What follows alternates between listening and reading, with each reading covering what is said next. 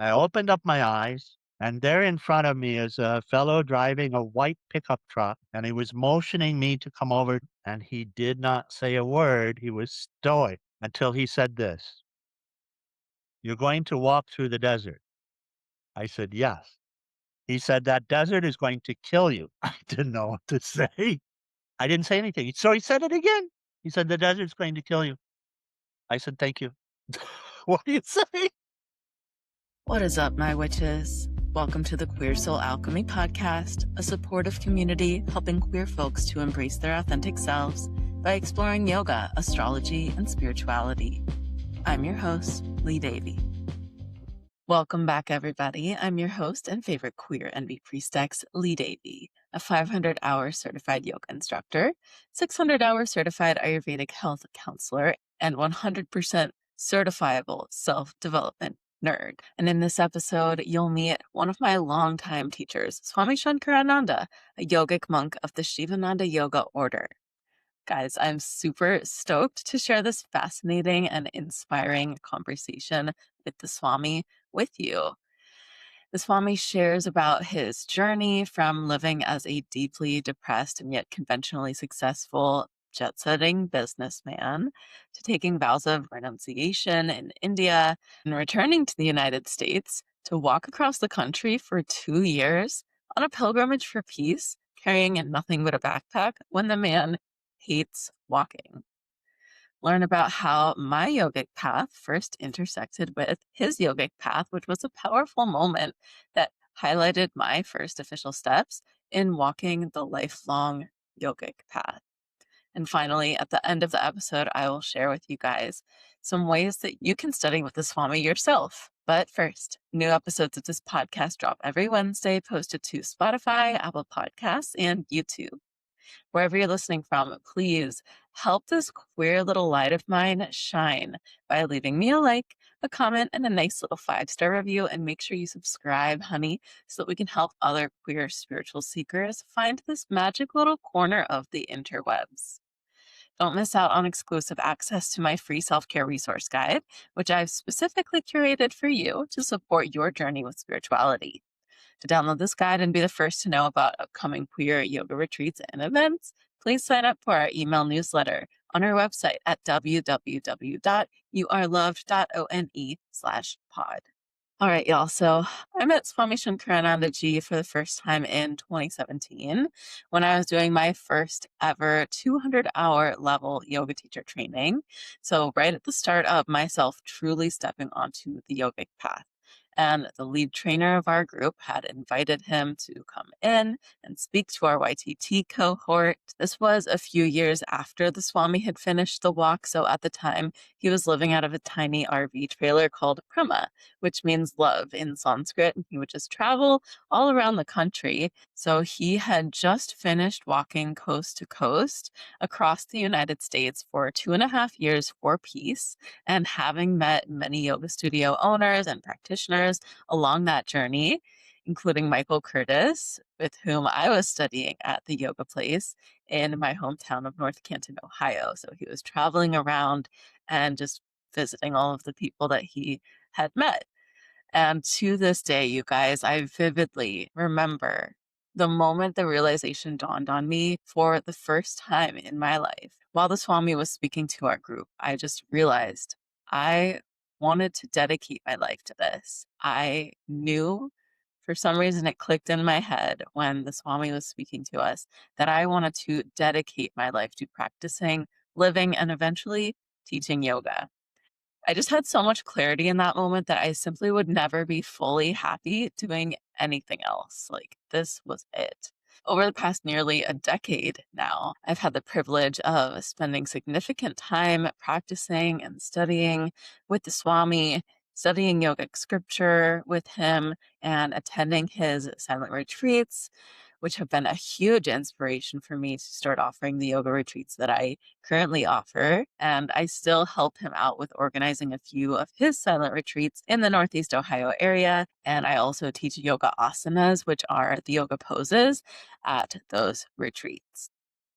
Swami Shankarananda was initiated as a Swami of the Shivananda Yoga lineage So this means he took the vows of what's known as sannyas or renunciation under that lineage, under Shivananda. So he took these vows on September 15th, 2013, and he's been on this path for at least the last 13 years.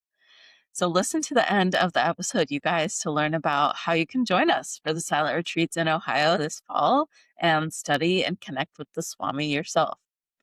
I do want to give a content warning here for mental health, depression, and SI.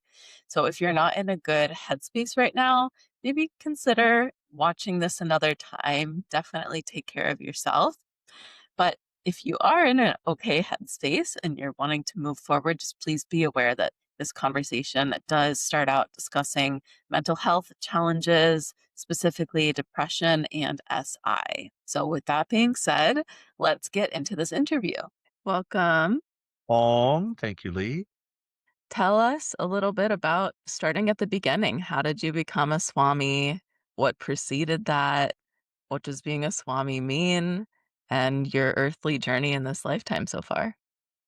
So motivation, suffering, just that. But I'll share a little bit of what I mean by that. I had lived what generally we would consider to be, do I call it a good life, a successful life? Successful life is probably a good term to put on it because many that I knew considered me to be successful. And what does that mean to be successful? In the worldly perspective, it means to achieve the goals that one sets for oneself. So the goals could be many. The goal could be to become president. The goal could be to have a certain amount of money. The goal could be to live in a particular place, to have a particular job like this. And generally, we would consider ourselves to be successful by achieving it. And so I was considered to be at the time when I made this turn or this turn began to happen, I was considered to be a visionary and very successful. I was known in some circles, the field that I worked in. I was known in the company that we had built was also considered to be pretty successful. We were in a business anchored by very, very large companies, and we were a small company and fastest growing in the field. And so at the surface, it was a pretty big life, lots of travel, money that should have been enough but never was, friends that should have been perfect but never were, partner that there was absolutely nothing wrong with, and yet in my world there seemed to be. And so it was quite unsatisfactory, even though on the surface it would appear to be more than satisfactory. And it didn't make any sense to me, to be honest. As I look back now, I see that I followed my mind, whatever it told me to do, that I did it as if a robot following the ideas, the projections, the notions of what I was supposed to do. And I didn't know even why I was doing it. I was simply doing it.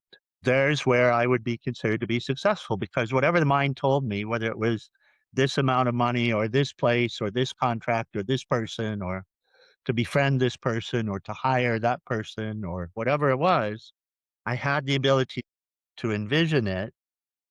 It turns out to be very important on spiritual path as well, to see it, to visualize it, to develop some understanding of how to achieve it, and then to marshal the appropriate resources in order to do it.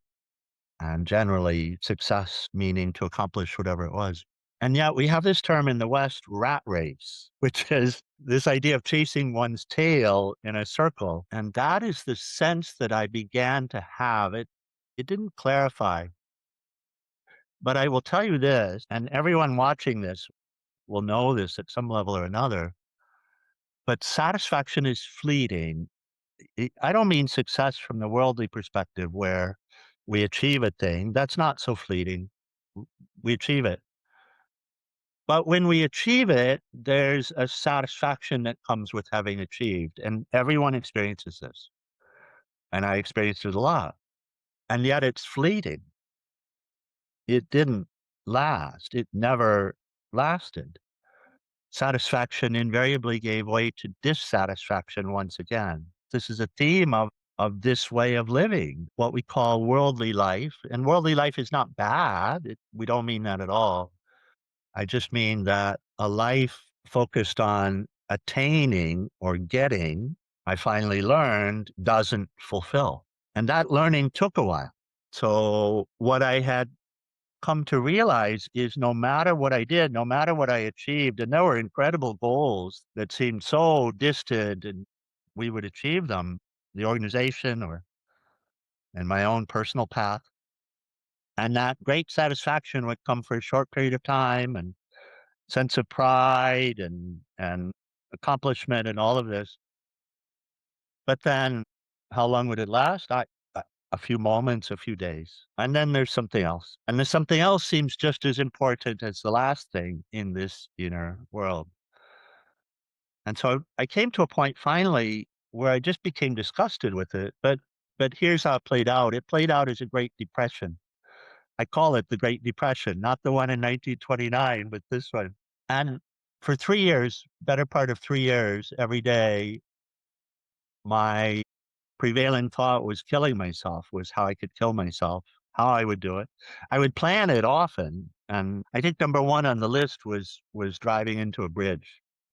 I think that was the number 1. Of course, the courage to do it never came, but the desire to do it didn't leave me because life just didn't make any sense. I didn't understand why I was here, what I was doing, because I had learned that being successful, what the world calls successful, doesn't result in anything lasting. And one day, in one moment, after I don't know, 2.5 years of this depression, one thing that I did try finally, I went to a yoga studio in San Francisco. I was living in San Francisco at the time. And there was something to it. There was something in it that I didn't understand until later, of course. And this was with Shivananda Yoga at that point. They had a yoga center in San Francisco that was not very far away from where I was residing. And I had tried lots of other stuff to take the edge off of life and off of this constant state of suffering and never being enough and never having enough, no matter how much there was. It was never enough. No matter what I could be successful at, it never checked the box for long. And so I would try to numb with drugs and alcohol and like this, but it didn't work.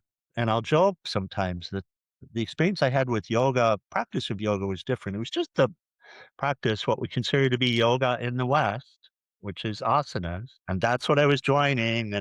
But something felt good and there was no hangover, and I noticed that fairly quickly.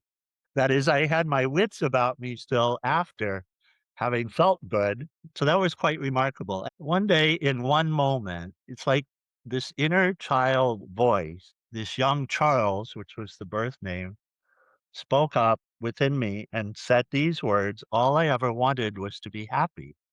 And that became the center of this new life, this new way of living. That struck a chord because I got it right away. That's the case with everyone. All we actually want is to be happy. And so it resonated so deeply, it shook me up. It made me consider everything that I'd ever done and see it in a different lens. And I kept saying to myself, how could that make me happy? You were living in California. I believe you were in the C-suite of a tech company. Is that right? Yes. And feeling very depressed, jet setting around the world, all of this Yes. material wealth and what we might consider to be success, and yet feeling just empty inside. And one part about that story that always strikes me is how you would listen to the autobiography of a yogi during your Yes. work commute every day. Autobiography of a Yogi by Paramahansa Yogananda, for those that aren't familiar, is a book that's very near and dear to the heart of many yogis who are just stepping onto the path. It's a pretty good beginner book for starting to learn more about yoga philosophy, and the author, Paramahansa Yogananda, is credited with being one of the first yogis to bring yoga to the West, specifically the United States. So, can you take us from that journey of living in Silicon Valley, working there, and listening to that to eventually this journey of becoming initiated as a Swami? Absolutely. And I share that this realization that all I ever wanted was to be happy was a fulcrum. It was the turning point, to be honest, because in those days and literally just a few days of contemplating that, I realized that everything I'd ever done in order to gain something, to get something, couldn't work. And I also realized I had no clue how to be happy. I had no idea how to do it. I feel like I had checked most every box that my mind had given me. And so, along with that is the realization that my mind, and at the time I said I, but now I make a distinction that my mind did not have a clue about how to be happy. It was a great taskmaster. It would tell me what to do, and I would faithfully proceed in order to try to do it. And yet and yet never would the fruit be happiness for any sustaining period at all. And so as I asked this question, how to be happy, I realized I didn't have a clue. And we have these coincidences in our life, which I swear to you are not actually coincidences. I had been practicing for a little while at Shivananda Yoga, asana practice, and I attended one of the satsangs and it had resonated with me. And I realized that these that we call yogis, Paramahansa Yogananda, Swami Shivananda, are happy. It just came through. And so I made a purchase, and the purchase was Autobiography of a Yogi. I was still driving 2 hours a day, hour down to Silicon Valley and hour back up every day, and so I bought it in audio CD, and I listened to it, I think 5 or 6 times all the way through, and I didn't understand it, but every time I listened to it, it resonated. I felt the call from it, and so I started to dive in without understanding, but I will also share that it was as if a dam had burst because my depression, without really realizing it, turned into a real interest in what this life is. And so this question, where I would have said it this way, I would have said, this world makes no sense whatsoever. And on the surface, it makes no sense. We all live in it. It doesn't make any sense. There's no fairness in it. There's no equity in it. There's no equality in it. Understanding that those are not really the same, there's none of either. We can try, but our efforts are minuscule at best. We can scream and yell but it doesn't change the fact that there's still no equality in it. There's still no equity in it, and there's still no fairness in it at the surface level. And we can think, well, I did something in my community, but all you have to do is back up and look at Haiti or look at Africa or look at what's happening in Eastern Europe or any of this, and you see very quickly, oh my God, this is tip of the iceberg stuff that I'm dealing with. And this world makes absolutely no sense at all. What is this world? That was my question. It wasn't no longer was I jaded about it. I was genuinely interested in it. What is this? It doesn't make any sense. What is this? And so this, what had been a depression, turned into a genuine interest and a genuine questioning about what this life is, who is happy, how the heck are they happy? Why are they happy? What did they find that I couldn't find? And that was what Yogananda and Autobiography of a Yogi began to open up. At the same time, I dived back into science, which had always been a go-to for me, because now I took this question of what is this world back to science, and I learned that the scientists don't know what it is. Science can describe effects, what happened first, and then what happened next. But it doesn't understand the cause. And here I'll just say it this way. Something like 13 billion years ago, we hear 13.2, 13.3 billion years ago, there was the Big Bang, and this entire universe was born in it. And it would sound like it was born and there was nothing before it, but that's impossible. That's one of the foundational laws of science. Is nothing can be created from nothing. In a way, we could say it's all energy. Energy can change forms, but it cannot die and it cannot be birthed. So this idea that this world came from nothing is an idea, and The scientist knows that it's false, but they don't know what it came from because it's the first cause and there's no way to get to that. The yogi can get there, but the scientist who's observing through the senses can't. And so it's called a singularity. Singularity is a word means I don't know. It means I don't know what was there first. But it came and I can only work with what happened once it was created. And so I was diving back into science. Same point, I'm buying every yoga book. I wasn't sleeping because I felt like I was on to something, and it was something important. I was working still, but maybe getting an hour or 2 a night of sleep, and I was up watching videos and reading Bliss Divine from Swami Shivananda, Thought Power from Swami Shivananda, and so something started to make sense. Hard to put into words, but something started to make sense, and I followed it. And it led to a moment that was quite radical. And often I would use the term God, but God is a meaningless term. Any word only has the meaning that we impart into the word. And so God has become a meaningless term because nobody knows what it means. But if you have a conversation, you'll find everyone has their own idea of what it means.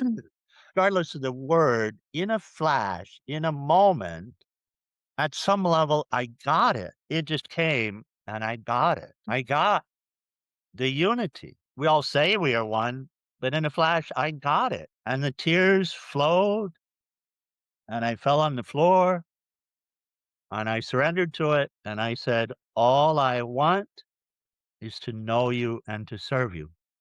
And for those who are listening, I know that there's a lot of kind of baggage around that word, God. So just to clarify, like we can insert the word spirit or nature or love or consciousness, or in yoga, we use that word unity often. And so just to say, like, God is a term for it, but as you Yes. said, it's a meaningless term that can encompass so much more than what so many of us have been indoctrinated into, as in, like, the Christian God. It's one of many, and all paths are leading to the same place, which is what you're describing. And your path then led you to India. So I would love to hear a little bit more about that aspect and when you became initiated as a Swami. When I'm trying to describe to others about you and what it is that you do, the simplest terms I can put it in is that a Swami is the yogic equivalent of a monk, and it involves renunciation of worldly values like money and material possessions. So, can you just speak a little bit to that, to your journey of actually taking this bigger commitment of becoming initiated as a Swami and what that actually means? So when I went to India and from that falling on the floor moment, things moved very quickly because from that moment, everything was different. That, where I said, all I want is to know you and serve you, I was speaking to the infinite, what can be called by many names, but itself is not a name. In the yogic tradition, in fact, there are a couple of words that are not personal at all. Brahman is one, just a word. But the very interesting one is the self of myself, the self of myself, the existence of my existence, the consciousness of my consciousness, the reality of my reality. So, not personal at all, except for the fact that my life began from it and it didn't go anywhere. It is the silence in the cave of my heart. It is the peace that I seek. It is the joy that I seek. It is home. And so that vow that I took is the only one I've ever kept because that's the only vow that I made from that point, something like 15 years ago. And that one has done it. It opened up an opportunity to serve. And so very quickly, the opportunity to go to India. I'd done a lot of research, which was my way, always very intellectual. And so I'd done a lot of research on swamis and read a lot and studied a lot. And I had some idea about who I wanted to be teacher. I had asked for a teacher. Who did I ask? I asked that infinite that I was beginning to get to know. I said, please give me a teacher. I need a teacher. I have so many questions. And so I did the work as I always would of research. And I had some idea and I had a plan. I had a ticket to India and I had a little bit of money saved up to get me around India on third class trains and like that. And I figured I'd go and be there for a year or so. But it turns out I I didn't know about that either. Although I did get to India, and then through a series of events that were clearly not coincidence, found myself in Uttarkashi in the north at the foot of the Himalayas. And I knew that that's where I was supposed to be. And I took my list of questions, and there was class every day. In fact, I had 2 classes every day with Swami Ramaswarupji. I had Bhagavad Gita, and with Swami Premanandaji, I had Yoga Vasishta. And I took my questions, and I made a vow that I would ask 1 question a day, and I must have had hundreds of the nature of what is this world? Why is it the way that it is? What is happiness? Who am I? Questions like this. Real questions, questions that generally we don't ask. But these had become important with the realizations to that point. And so every day I would ask, and I observed something very funny, which is at the at the beginning, it was so important to ask my question. I had the question, I would show up in class, and I would make sure that I would be one of the first to ask the question. And over a period of time, I realized, wait a second, even if I don't ask the question first, someone else will. And so I'll often counsel now that the important part is allowing ourselves to get to the place in life where we're open, vulnerable, open, where we realize I don't know. I don't know. I don't know how to be happy. I don't know what this world is. I don't understand it. It's true. How can we understand it? I live with an idea that I did. And so I sat in grace. I lived in that grace of being able to be a real student meaning I didn't know. I had questions and I was learning, I was asking, and I was living with some who had worked it out. And what was being shared made sense. It resonated in my soul. I felt it in the heart. The so many questions that I hadn't asked that had bubbled and it always became obvious, of course, of course, of course. A big one like this. Where is this happiness that I seek? It's inside. What does that mean? It's your own true nature. What does that mean? It's who you are. Well, why don't I experience it all the time? Because of the mental formations. Because you're being bombarded by wishes and hopes and judgments of others and what are called vrittis. And when you're being bombarded by those, you can't realize, you can't get. It's as if you're being hidden from. And so the goal of yoga is to reduce and finally eliminate this bombardment. Each of us have a moment of happiness. Each of us attain to something and feel this moment of happiness, or maybe just reading a poem, or maybe smelling a rose or walking in a park, something like this. Everyone has the experience. In that moment, the mind stops, this bombardment stops, and you experience what we call happiness because that's who you are.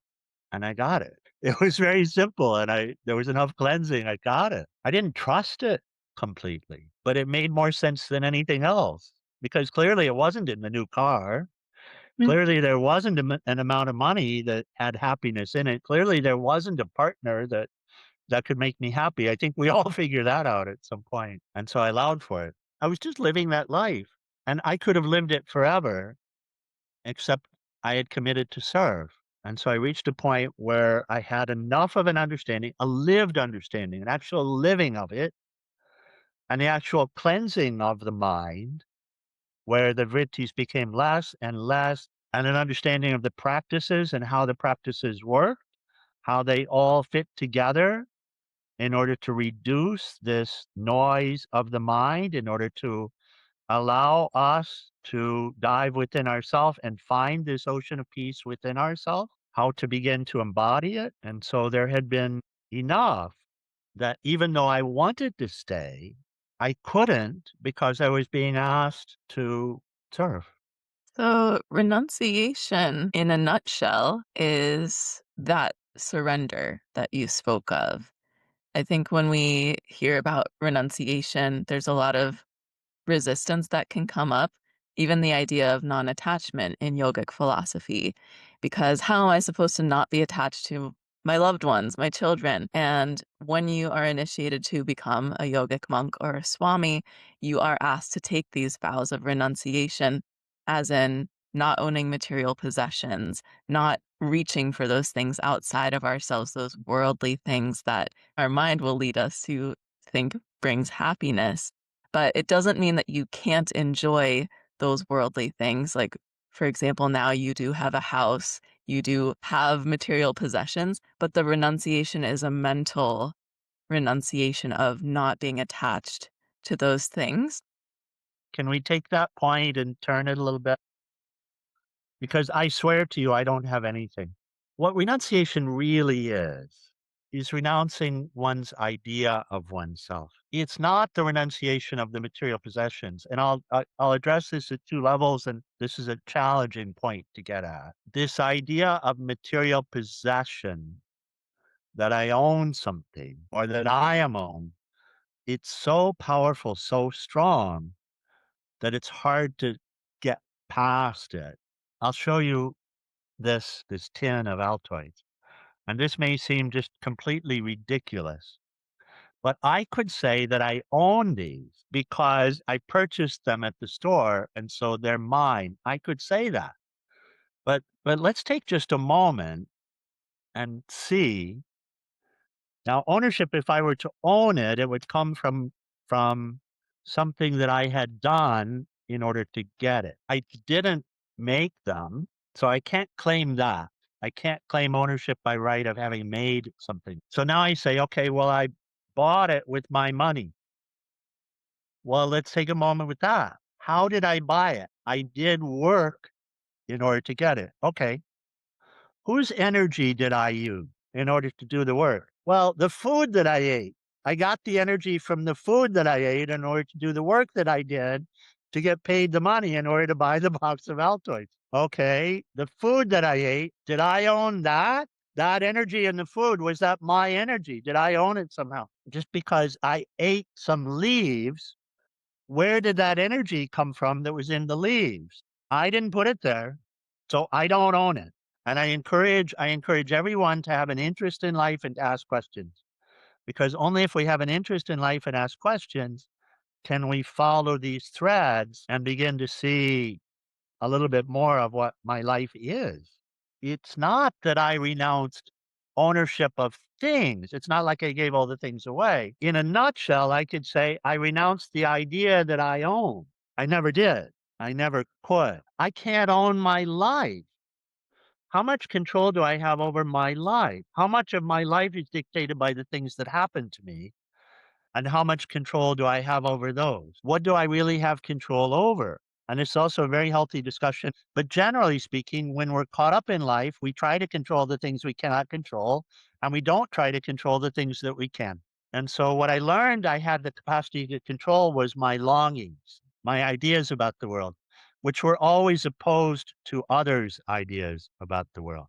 There's always a foil. If I'm wedded to my idea, I'll meet someone who's wedded to their idea, and they'll be opposite ideas, opposite or different, substantially different.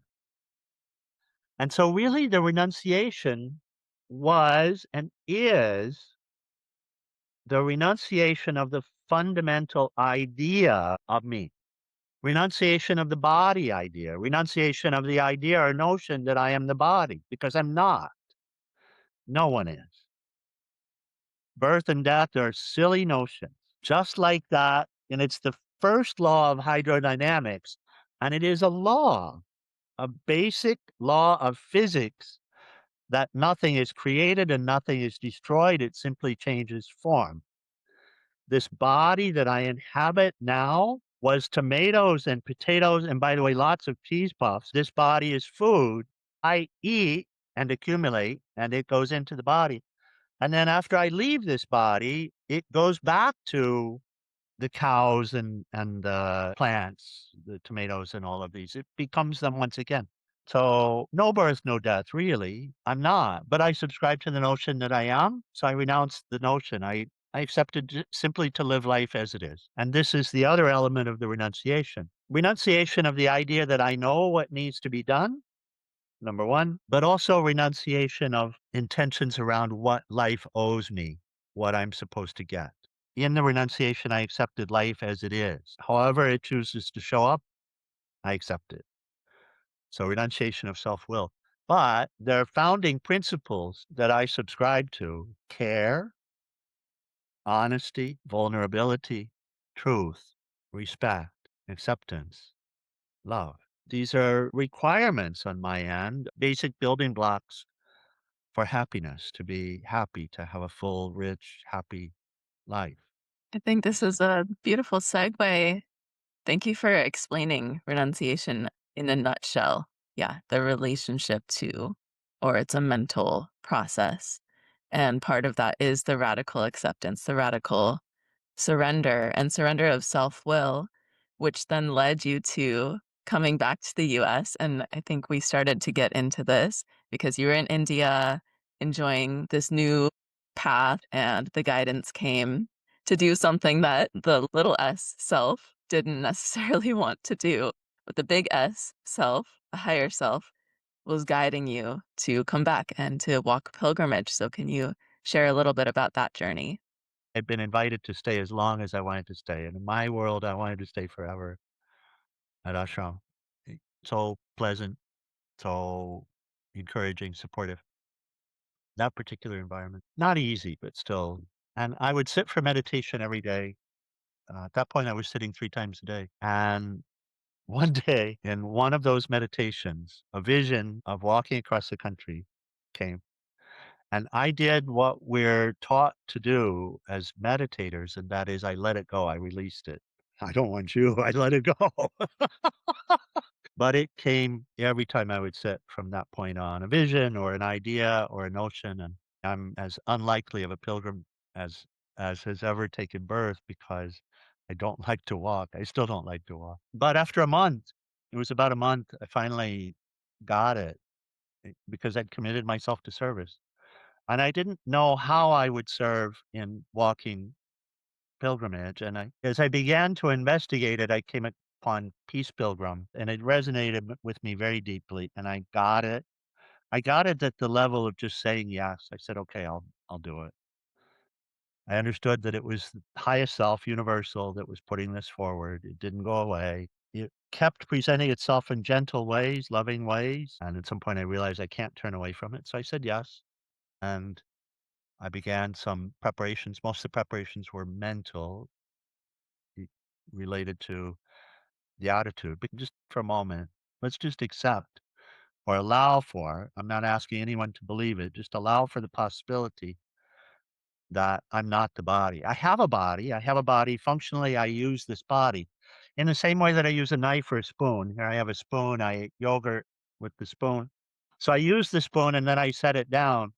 And the idea is in the same way I use this body in order to live in the world. And so if we allow for it, if we allow for the possibility, then, well, that would mean I don't die.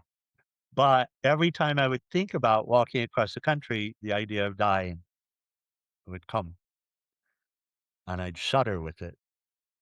At this deeper level, I knew. I accepted what I was to do. I said yes. At some level of depth, I knew that I wasn't the body, but from the reactive level, the subconscious, unconscious mind, that tells a different story. We call it integration in spiritual path. How do we integrate these higher truths into our lives from a practical perspective? And so part of what needed to happen was that the preparation was really around getting myself to the place where I could actually take those steps. Part of it was reading, part of it was understanding Peace Pilgrim's path better and talking with some of the people that knew her. I walked a preparatory walk one day. I realized every time I walked that my back would hurt after a little while. This particular day, I said, okay, fine. I had already booked my tickets back to the US. I had said yes. I'd done enough of the research, and what needed to happen then is I needed to start walking. Lao Tzu says the journey of 1,000 miles begins with the first step, and I had to get myself ready to take that first step. And so on this day, I was in Dehradun in India in the foothills of the Himalayas. And I said, yes, I will go to walk today. And after about a mile, my back started to hurt. I started to get a little bit disgusted, and the questions about why am I doing this came, and the feeling of this is crazy, I can't do this came. And I heard these words within myself: lift up your eyes and trust me. And it resonated so deeply. It was very much otherworldly and so perfectly clear. And I said, okay, I'll do it. I lifted up my eyes. What I realized is, especially walking in India, my gaze was always down at my feet for fear of tripping over something. And so I intentionally lifted up my eyes. I saw the monkeys in the trees. I saw the sun. It was actually enjoyable to walk, which was a revelation. And from that until the end of pilgrimage, almost 3 years later, never tripped, never fell, all of the curbs, all of the roadsides, everything, never an accident. So there's an aspect of this life that is impossible to explain. I trusted it and I walked for 10 hours that day with no pain. 10 days later, I took sannyas. I took the vow. I was asked by one of my teachers if I would like to do, and I said yes in a flash, because fundamentally my life had changed. I'd committed myself to service. I lived at peace. I knew the happiness that's spoken of. I knew where it was in the heart. And so life had undergone a radical transformation. And I committed myself to go back, to walk the pilgrimage. There was so much still that I didn't know, but I was game. And so, and when I was asked to take sannyas, I said yes. It was completely natural because my teachers had done it, and they had shown me the way of freedom. And to honor this, I said yes. And so I took sannyas, and 4 days later, I was on an airplane to Monterey, California. So, one of the things that always struck me and stuck with me about Paramahansa Yogananda's book is the stories that he shares about faith. And also, just to interject, the first book that I actually read by him when I first started on the yogic path is a short book called How to Be Happy All the Time. And it's a collection of some of his shorter essays and works. And so just to kind of go with this thread of like seeking happiness and what does happiness mean? And then when I read Autobiography of a Yogi, he shares many stories of having complete faith in higher self, intuition. And there was one story in particular where he ends up traveling with a friend, and his friend is really skeptical the whole time of like, we're just going to I think they were going to Varanasi, and how are we gonna have food? Like, we don't have any money, and the friend's really skeptical, and Yogananda Ji is just like, just trust, like, we'll be taken care of." And lo and behold, they get to their destination, and they meet some strangers that take them in and give them a huge meal and just care for them in every way. So I think this is a good segue into that topic of faith. And it's really hard to have faith in the world that we live in. There's so much suffering, pain, violence. So let's just talk a little bit about what it means to have faith, even in the face of so much hardship. And you mentioned earlier that faith is not what we imagine it to be. So I would love to hear more about that. There's an idea of faith, and part of what we get when we read those stories that you're talking about in Autobiography of a Yogi, it it seems as if Paramahansa Yogananda always had that faith, and it seems as if we're supposed to have it. In the Christian tradition, this will often come through devotees that just believe, just have faith, and it'll work out. But there's a flaw, there's an issue there. In order for Paramahansa Yogananda to have that level of faith, it had to be acquired. It doesn't happen by accident. And I'll allow for part of it could have been acquired in prior births. I'll just say it like that. But if we're going to be real, I would tell you, you cannot believe hard enough to make something happen because doubt always comes. Let's say that I have faith that my child who's going off to school will be fine. that is well and good until something happens. This is what we call blind faith, and that's not what Yogananda was talking about. But that's the idea that we have, that I'm just supposed to believe like blindly without investigating. I'm supposed to create an idea and hold on to that idea and have absolute faith that's what will happen. Doesn't work that way. Something will test us, something will challenge us, and we'll find that that faith fails me. And so from here, I would say life is not the way it appears to be on the surface. We don't understand what it is, not without investigating it. The idea that we have of it is clearly wrong because you'll always encounter people that have different ideas. And it's not possible that I'm right and everyone else is wrong, nor is it possible that someone else is right and I'm wrong. We're all wrong. There is more to this life than meets the eye. And so pilgrimage is a journey of faith. Peace Pilgrim calls faith a knowing that which cannot be sensed by the senses. It cannot be seen or tasted, or it's not a sense object or a sensual thing, not the way that we generally know. And it cannot be understood by the mind. So I didn't have the faith that Yogananda had. I had little faith, a little faith. I had been shown through my experience first that I didn't know what life was, and that rocked my world, and that was amazing because that created the freedom to admit that I don't know. And I would tell you that's the first freedom that is required for us, is to free ourselves from the notion that I know or that I have to know. And so I was freed from that, and I was allowed to ask questions and to contemplate and consider and reflect. What we find within us when we enter this field of being open, resonance is a word that I've used a few times that will help us to start to get at deeper realities of life. And the teachers would share that happiness is innate and that when the mind is single pointed, one experiences it. I took it as a theory or a hypothesis. And I said, I'll work with it. I didn't have absolute faith in it. I didn't, but I had just a little bit so that I could try. So I engaged in practices. I took a mantra.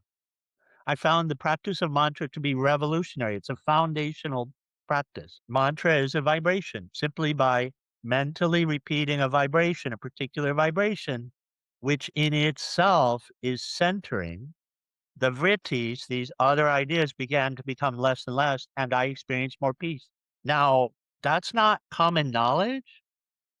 It's not something that can be seen or tasted or touched, but I experienced it. And this is where I'm pointing. I experienced it because I live life. And in the living of life, I applied something which made sense. I practiced it and I discovered that it is at least partially true. And continuing to work with it, I discovered even more because it stands every test, everything that could happen. And we're tested on everything. It remains true. And so I came to have absolute faith in mantra as a power, vibrational power that will clear out the mind, uplift us, and take us beyond fear. Absolute faith. Why? Because I knew it, because I had practiced it, because I had lived it, because I had been able to see it work, how it worked, because I had been able to see how situations that had brought fear and anger and hatred and loathing and all of this in the past, the same situations would occur and it didn't happen. How I was able to keep my heart open. I was able to accept whatever happened and remain in this place of heaven. And so absolute faith, absolute unshakable faith, doubts had to arise. And I simply had to do the work. Once I finally got going with the coast to coast pilgrimage, tests would come all the time. And the test is to help to perfect this knowing, this real faith that will stand up to the test because I worked with it and I came to the place where I got it. Yogananda in his stories would clearly show that The mental attitude determines the outcome. That's the point. Every time the idea of walking across the desert, and I knew it was going to be 3 months to walk across the desert, 3 months to walk across the desert. And during those 3 months, towns or even a market to buy a bottle of water. First, it was against my vow to buy one, but there's a little bit of solace in seeing a market here and there and saying, well, if I throw away my vow, I can go buy a bottle of water there. But in the desert, no place, no support whatsoever. So the day that I first walked into the desert, I freaked out. Absolutely, totally freaked out. Because these ideas of dying and all the terrible things that could happen to me, they bombarded me as soon as I entered the desert. Because now I'm living with the idea of 3 months of walking through the desert. And it's the biggest test ever because I was faced with this simple choice. Do I keep walking or do I stop? And I made a vow to do it. And as I said, only vow I've ever kept. So that was the choice. Do I keep walking or not? And here's what happened. I was bombarded, but I wasn't going to give up. I could not take another step. I stayed at a motel for 2 nights and I pulled out every practice that I knew of. I was chanting kirtan. I was chanting my mantra japa louder and louder so that it would drown out everything else. And I was practicing yoga asanas. And finally, after a day and a half, I got the inner critic quiet enough that I could go step out and take the next step. Still bombarded for a little bit, but then the inner critic, finally gave me a break, and I was able to walk. And I came to a place which was really the beginning of the desert. There was an aquifer, and I was leaving the aquifer. I sat on an aqueduct, and I realized, okay, these next stops. Now I'm really going to go into the desert. I sat there. I looked at my phone. I sent a message, and I was entering where there was no phone service. I closed my eyes for a moment. I opened up my eyes, and there in front of me is a fellow driving a white pickup truck who'd pulled right in front of me, and he was motioning me to come over to the pickup truck. I greeted him, and he did not say a word. He was stoic. He'd called me over. He never smiled, and I was being my most jovial self and did not crack a smile, did not break that iceberg until he said this. You're going to walk through the desert. I said, yes. He said, that desert is going to kill you. I didn't know what to say because I just lived with that fellow for a day and a half and was telling me exactly this in my own head. And so I didn't say anything. So he said it again. He said, the desert's going to kill you. I said, thank you. What do you say? And in the passenger seat, he had a bottle of water and my bottle was empty. And he had some apples and oranges, some almonds, and I took it and he drove on. And I sat there awestruck. What just happened here? And at some level, I knew, in the same way that Yogananda knew, at some level, I knew this is grace. This is exactly what I needed. It's what I needed to hear. And I'm walking into the desert and I hadn't eaten. I hadn't had any water in a while. And so the body needed some water and some food. And here it was.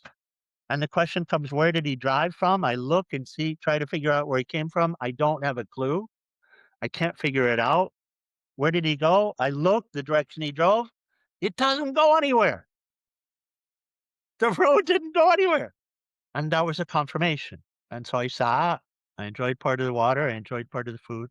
In the bottom of that bag were peppermint barrel candies. There were about 15 of them. And that happened to be my favorite candy as a child. And it touched my heart so deeply that the unity would care enough for me to give me my favorite childhood candy and help me to have more faith. And so some of the doubt died that day in those moments, and more of it died It doesn't just happen on its own. From here, I say it happens in the living of life according to a higher ideal, which is not easy, but making the commitment to it and living it, it becomes our support and it helps us to get beyond these shadows. And there are many, many types of shadows. One of the ones is doubt. And so there was a point some miles down the road where any doubt about the mission was gone. Not that I took myself to be the body and that it would be fine. That's blind faith again. It was the deeper understanding that I'm not this body and that I'm living in grace and that what is supposed to happen will happen and that will be perfect. And not only did you walk through the desert and survive, you walked across the entire country for 2.5 years and Yeah. survived, and you were always taken care of, and sometimes people thought you were an escaped prisoner because of the orange, and your vow was you just carried a toothbrush and a pencil, right? And you didn't drink or eat until somebody gave you food, and you didn't stop until somebody offered you a place to rest. Is that correct? The first half of the coast to coast, I carried a 1 liter bottle of water and I would carry food. If it was offered, I would carry food for the day. I had a little backpack at that point and I had a sleeping bag. But by the time I reached the halfway point, faith had blossomed again through the living of life with an ideal, the support required to set those items down and to continue forward with a deeper commitment and what would appear to be a more austere practice came. And so there was a point where the carrying of things was complete, where that was over. Correct.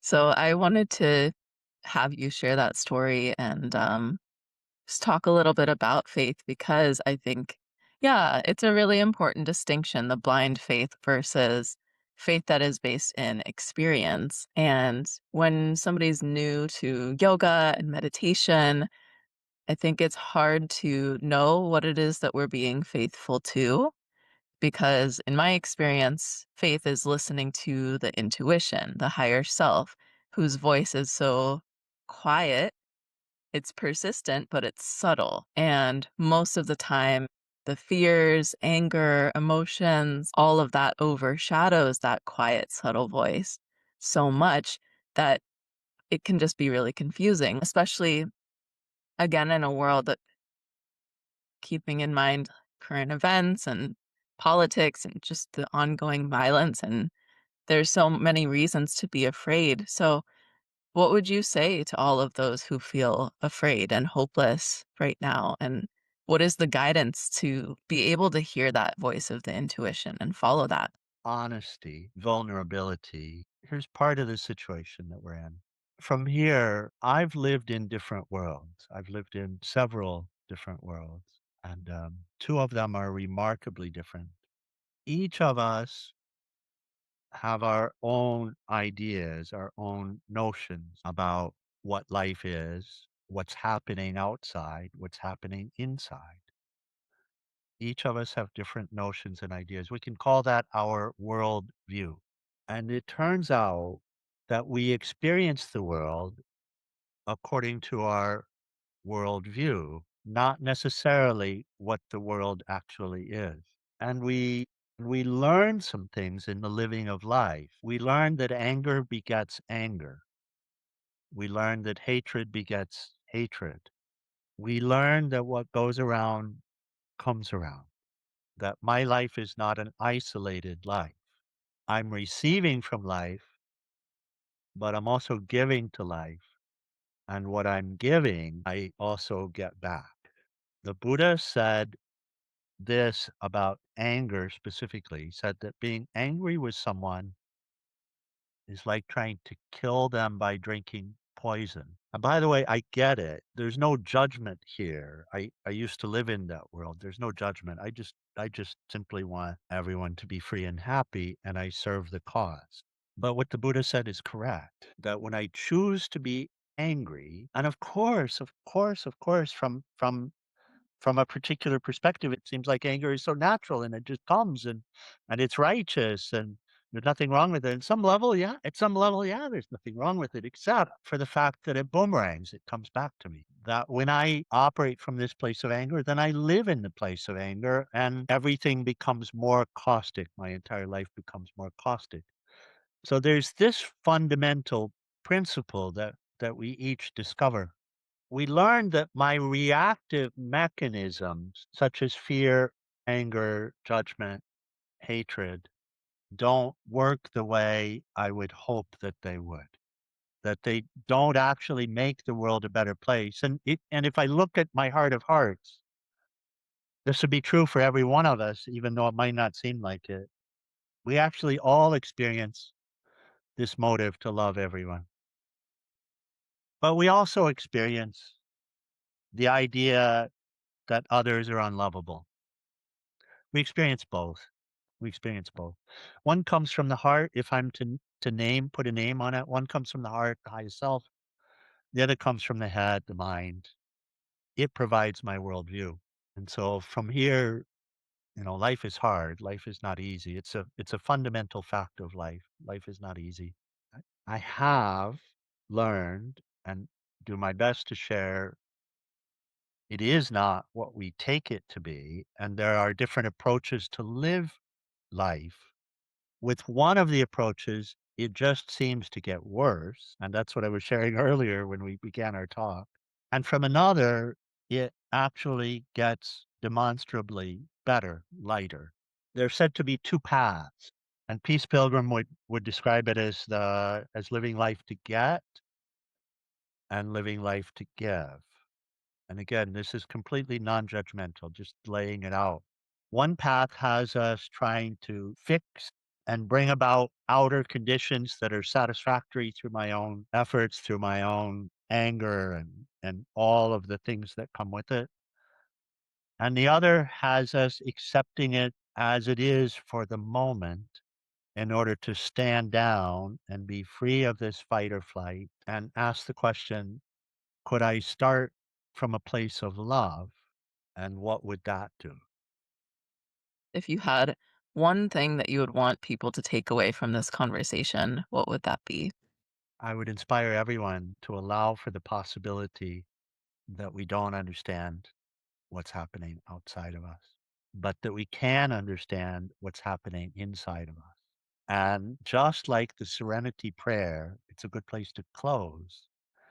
Serenity prayer, which anyone who's participated in 12 step, any of the different schools of 12 step would know. Grant me the serenity to accept the things I cannot change, the strength to change the things that I can, and the wisdom to know the difference. And this is where I would take it is if we can allow ourselves to find the capacity within ourselves to become a student and to focus ourselves on our inner world, our mental, emotional world, and learn how to transform our own active and reactive nature to one that is rooted in love, vulnerability, kindness, service, instead of the old approach of anger, judgment, fear. That this is the stuff of transformation.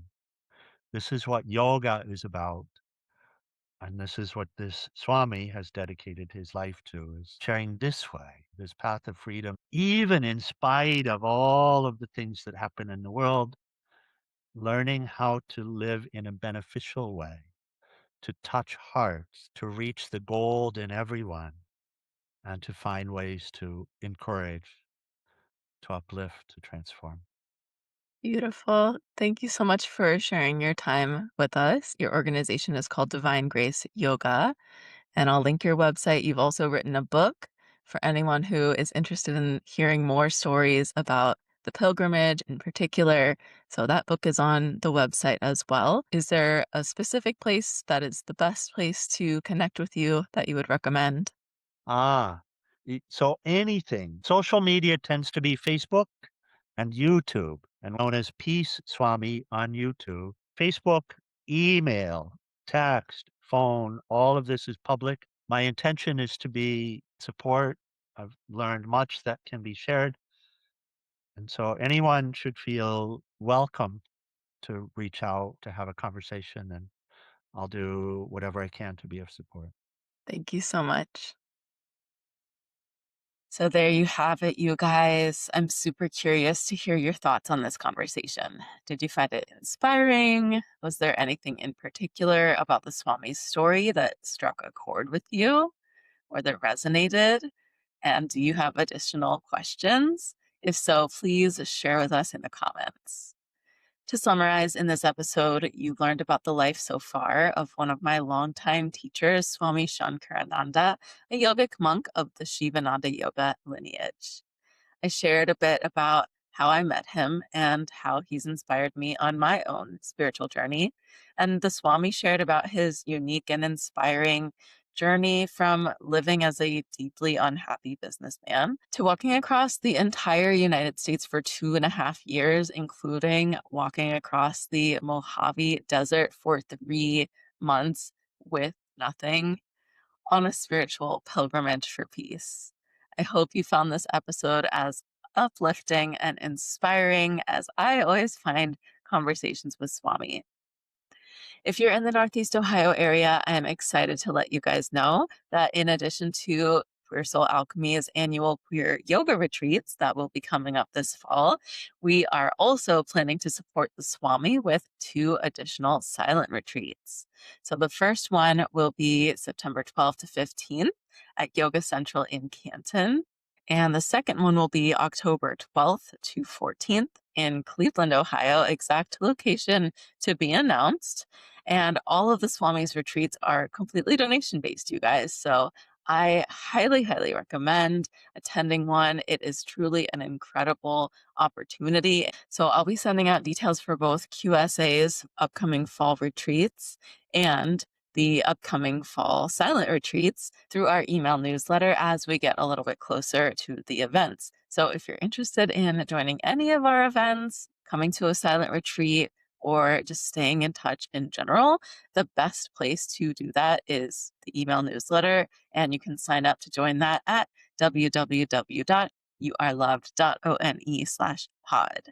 If you're not in the Northeast Ohio area, the Swami still travels and offers silent yoga retreats across the US. So his website will also be linked in the show notes, and you can look there to get his contact information and also see if he is coming anywhere near you, or you can even invite him to host a silent retreat at a yoga studio near you.